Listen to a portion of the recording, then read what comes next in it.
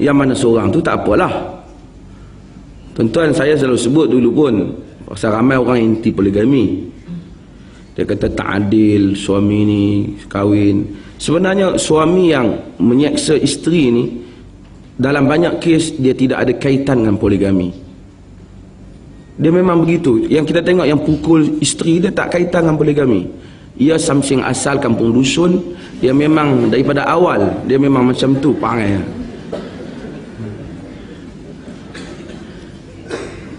Dia tak ada kena-mengena sebenarnya. Saya bukan nak galakkan, tapi dalam keadaan orang menentang itu, di Perlis itu dimudahkan ya.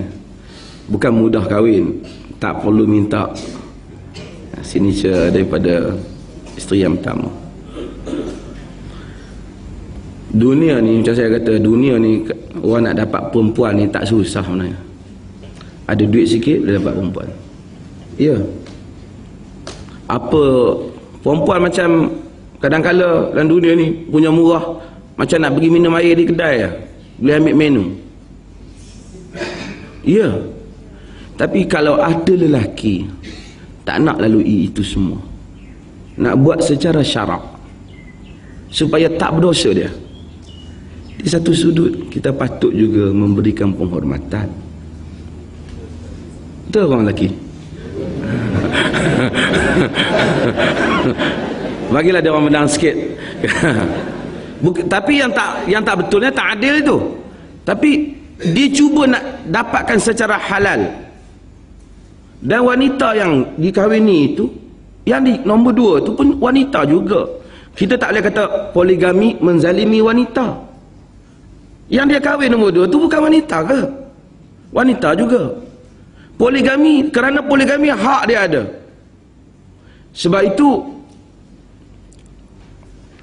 Syekh Mustafa Sibai dia menulis bukunya Al-Mar'ah Bainal Fiqh wal Qanun, wanita antara fiqh dan undang-undang. Disebut tentang dialog dia dengan beberapa orang tokoh di barat. Dia cerita, mereka kata Islam ni pilih Islam pasal poligami. Islam kata dia kata kamu apa kamu nak buat? Apa pandangan kamu dengan seorang lelaki yang ada isteri dalam masa yang sama? Dia menyimpan beberapa orang wanita simpanan. Jadi itu tak apa, tak menzalimi wanita. Tidakkah yang disimpan itu wanita? Tidakkah wanita yang simpan itu tubuhnya digunakan, nafkahnya tak ada, haknya tak ada, kalau mengandung dapat anak nasabnya tak ada, kalau berlaku kematian pusakanya tak ada, kalau berlaku apa-apa tak boleh diambil tindakan dia ke mahkamah. Sedangkan Islam kata tak boleh hal ni. Kalau agama kata hanya satu je kahwin, suami dan isteri kahwin, pasangan, tiba-tiba pada usia 30-an umur isterinya, suaminya 35, isterinya tu sakit. Sakit yang menghalang dia untuk bergaul dengan suaminya. Kalau agama kata hanya satu, tuan-tuan tengok benda ni daripada sudut yang lebih luas. Kalau agama hanya kata satu, sedangkan dia 35, 40 pun, kadang-kadang 65 pun sakan lagi. Dia minum kopi galik apa.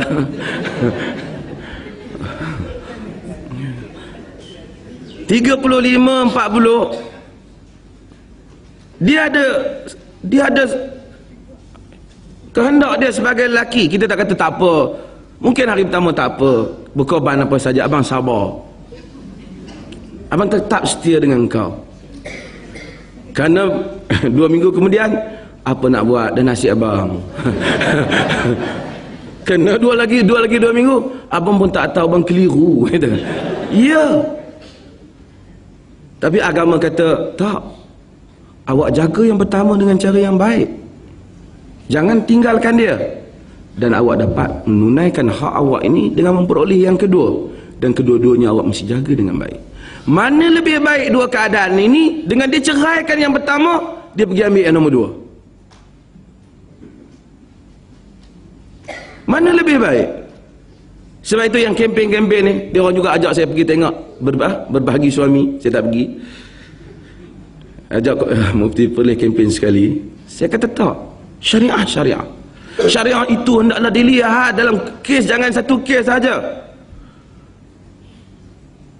Ada isteri kadang-kadang dia terlalu sibuk. Saya tahu ada kawan-kawan isterinya doktor, mereka sibuk. Diizinkan. Adakah kita nak memandulkan fungsi wanita yang ada kemahiran ini dalam bidang-bidang yang umat Islam perlukan hanya semata-mata nak tunggu suami dia di rumah? Maka mereka izinkan. Janganlah kerana kita rasa tak mau dan tak sesuai untuk kita, kita haramkan untuk orang lain. Itu tak betul. Kita kata ya itu semua betul, suami saya no, itu tak apalah. Ya dah lesen suami awak yang ini kan awak yang pegang kan. Tapi untuk hukum syarak tetap ada hikmah dia. Peperangan, kalau dunia berlaku peperangan, bila berlaku peperangan yang mati kebanyakannya siapa? Lelaki. Kalau kena betul-betul perang, yang mati adalah lelaki. Kalau pergi 10,000 di medan perang, 10,000 mati di medan perang, kita ada 10,000 janda. Kalau janda ni 30 tahun usianya, 10,000 janda, tak terkawal kita. Kita tak apalah, budak-budak muda kahwin janda, dia tak nak kahwin janda. Dia mesti kahwin yang pertama, mesti dia nak kahwin dengan anak dara. Siapa yang nak boleh kahwin dengan janda? Dia orang ni lah. Ada pun yang mengaku. Belum lagi perang. Ini kan pula kalau dah perang.